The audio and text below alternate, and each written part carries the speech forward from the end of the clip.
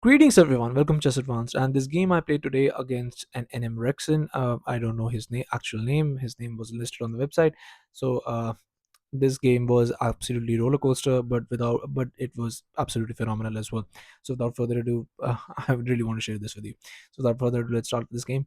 Here d4 by me, e5 by e5 by NM, and we have c4 going for the England gambit, and we have e captures knight to f3 and just knight to c6 and just capturing that pawn, and we have this bishop to c5 just attacking that knight captures, and queen to f6.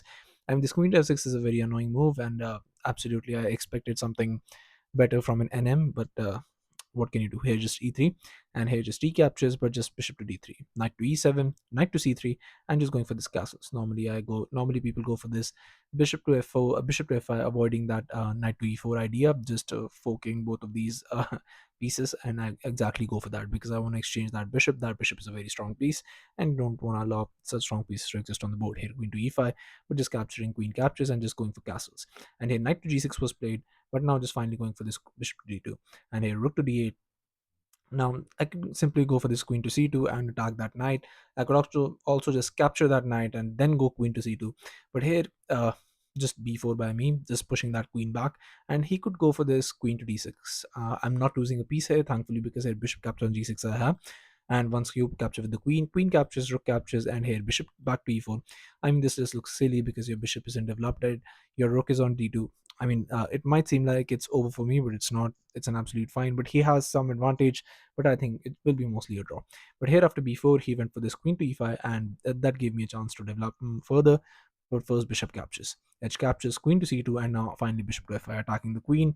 Now it's a little bit of an inaccuracy on my part on not actually going with the actual flow of process, because here after queen to c1, which I played in the game, you can see the rooks aren't connected, queen is not on an ideal square, whereas he on the other hand has good pieces.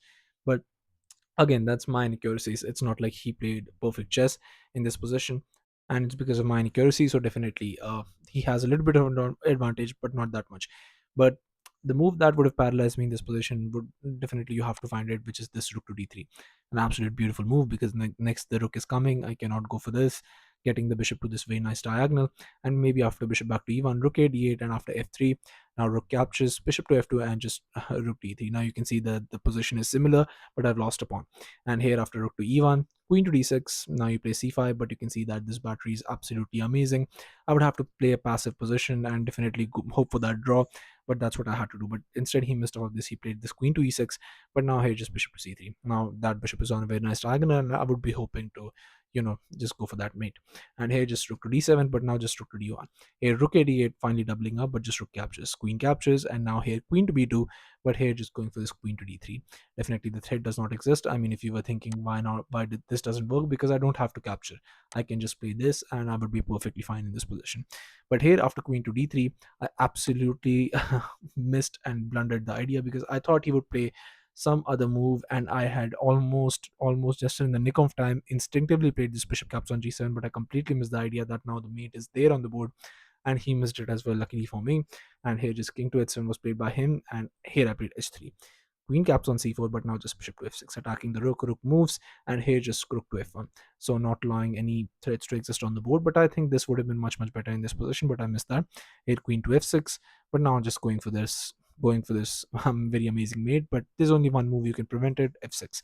But just bishop captures, and here, if you're wondering if this works, well, this does not, because here after g captures, you play queen captures, but your rook is here. I mean, it's a completely losing position. You cannot do anything in this position. So here he played this rook to d7, but I just brought bishop back, and he played this bishop captures in either way. But this just does not work, because here g captures, queen captures, and you have absolutely nothing in this position. But you have to play it very precisely, because you don't have anything to guard your king here. So I'm going to ask you to pause the video and try and find out the absolute best move that saves white in this position. I know I say save when the engine shows it's completely winning for white, but you have to play it accurately to win the game. So yeah, have it. So congratulations to everyone who's able to find this move. The move is not f4, but going for this f3. It is very crucial in this position that you play f3, because hey, this check, you just simply block, and the position is completely fine for you. Like queen to g3 check, queen to g2, queen to h4, and queen to g4. Now you have to trade, because I'm attacking the rook as well. So once you trade, I'm a piece up, completely winning, and nothing you can do about it. But here I played f4, and I was very very low on the clock. I had like 5 seconds, and I just pushed it because I knew that was an important move, but I wasn't wondering if f3 or f4. I just pushed it to f4. But now it's completely losing for me, because you have to understand that now once this check comes, although this is possible, but the best move is you have to block. But now once once that captures comes, that bishop is going to fall. But instead he went for this queen caps on e3 right away, and it's just a completely winning position for me now, because here I played king to g2, and now he went for this completely blunder which is rook to d3, and it just completely wins the game right now on the spot. And the idea is this beautiful rook to h1 check. Once the king moves, not going for this directly, but first this queen to b3 check. And now, only now, once you block this, because if you move anywhere, it's completely game over. Queen gets in, rook gets in with the check. Wherever you move, suppose you move here, rook gets in with the check, and then the queen moves, and once the queen moves, it's completely over. So you have to block it. But once you block it, now rook jumps in. And yes, now it might seem like the king is out of the woods, because I just have this check and there is nothing I can do further. But you're completely wrong, because I have this beautiful rook to f8 check. And now you have to capture. Now once you capture, this beautiful discovery with bishop to g7, now king captures and your queen is hanging. So I would have been completely winning, and I would also be a grandmaster if I saw this on the board in less than 2 seconds, but I'm not. And here in this position, after rook to d3, I played bishop to h8, which just completely blunders the game for me, because but both pairs were on like 2 seconds, and we were both playing pre moves here. So it's just impossible to find all of this, because the idea is now you go for this check, and only now once you move this check, and it's just completely over. Queen blocks, and you're just getting mated. But instead here he played this queen to g3 check, and I was really hoping he doesn't see it, because even now once you move here, even now this idea sorry, once you move here, even now queen to h4 and just rook gets in, and you're in a completely winning position. But he was much less than on the clock than me, and here he played queen to g3 and rook to f3, which just completely blunders the game, because there is mate in one, and I found it.